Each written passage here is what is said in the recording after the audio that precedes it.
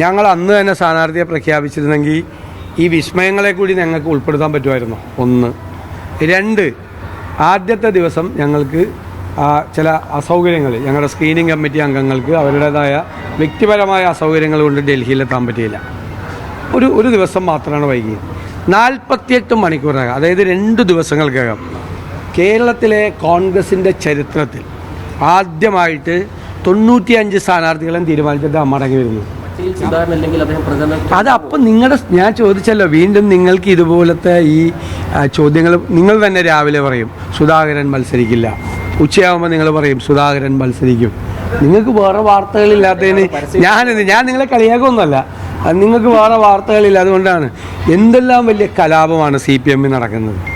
അവിടെ കുറച്ചുകൂടി ശ്രദ്ധിക്കുക, വേണമെങ്കിൽ കുറച്ചുകൂടി വിസ്മയം ഉണ്ടാക്കി തരാം. ഈ ഭരിക്കുന്ന രാഷ്ട്രീയ പാർട്ടികൾ ഉപരിയായിട്ട് നിലവിൽ പ്രതിപക്ഷത്തിരിക്കുന്ന ഒരു പാർട്ടിയായിരിക്കും സ്വാഭാവികമായിട്ടും തങ്ങളുടെ സ്ഥാനാർത്ഥി പട്ടിക നേരത്തെ പ്രഖ്യാപിക്കേണ്ടത്. അതെങ്ങനെ, എന്ത് കണക്കിലാ?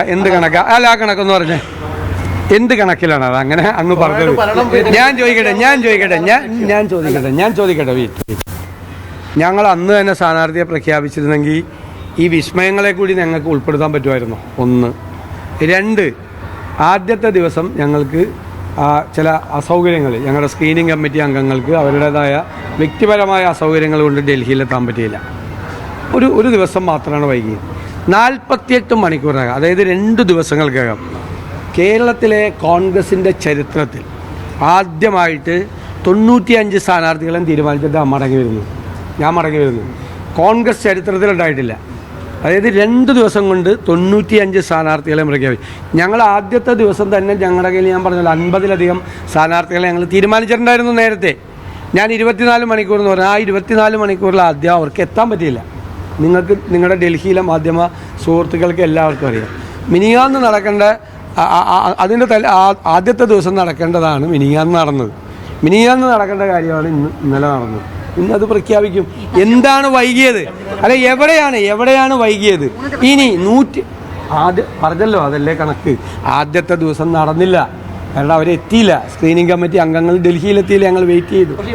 പിന്നെ 2 ദിവസം എനിക്കത് അറിയണം. 2 ദിവസം കൊണ്ട് സ്ഥാനാർത്ഥി പട്ടിക പൂർത്തിയായിട്ട് അത് വൈകി. ഇപ്പോഴും CPM-ന്റെ തീർന്നിട്ടുണ്ടോ? LDF-ന്റെ പല കക്ഷികളുടെയും തീർന്നിട്ടില്ലല്ലോ. ഞങ്ങൾ 140 സീറ്റുകൾ ഘടകകക്ഷികളുടെ ഇടയിൽ ഒരു അപസ്വരമില്ലാതെ, നിങ്ങൾക്കൊരു വാർത്തയ്ക്ക് പോലും സ്കോപ്പില്ലാതെ, ഞങ്ങൾ വിഭജനം നടത്തിയല്ലോ. ചരിത്രത്തിൽ ആദ്യമായിട്ട് ഒരു അപസ്വരം പോലും ഇല്ലാതെ വിഭജനം നടത്തി ഇല്ലേ? നിങ്ങളെന്താണ് ലീഗ് കൂടുതൽ സീറ്റ് ചോദിക്കും, മറ്റവരിൽ നിന്ന് സീറ്റ് പിടിച്ചെടുക്കും എന്നൊക്കെ ഒരു വാർത്ത.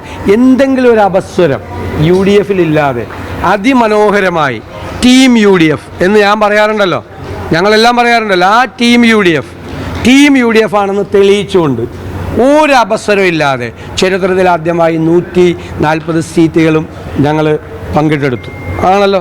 കോൺഗ്രസ് 2-3 ദിവസം എന്ന് പറഞ്ഞാൽ ഒരു ദിവസം നടന്നില്ലല്ലോ. ഞാൻ പറഞ്ഞല്ലോ, ഒരാൾക്ക് സുഖമില്ലാതായതുകൊണ്ടാണ്. അതൊക്കെ നിങ്ങൾ മനസ്സിലാക്കണം. 2 ദിവസം കൊണ്ട് കോൺഗ്രസ് സ്ഥാനാർത്ഥി പട്ടികയും പൂർത്തിയാക്കി. എന്നിട്ട് ഇനി വൈകി പിടിച്ചു എന്നൊക്കെ പറയുന്നതിൽ എന്താ അർത്ഥമുള്ളത്?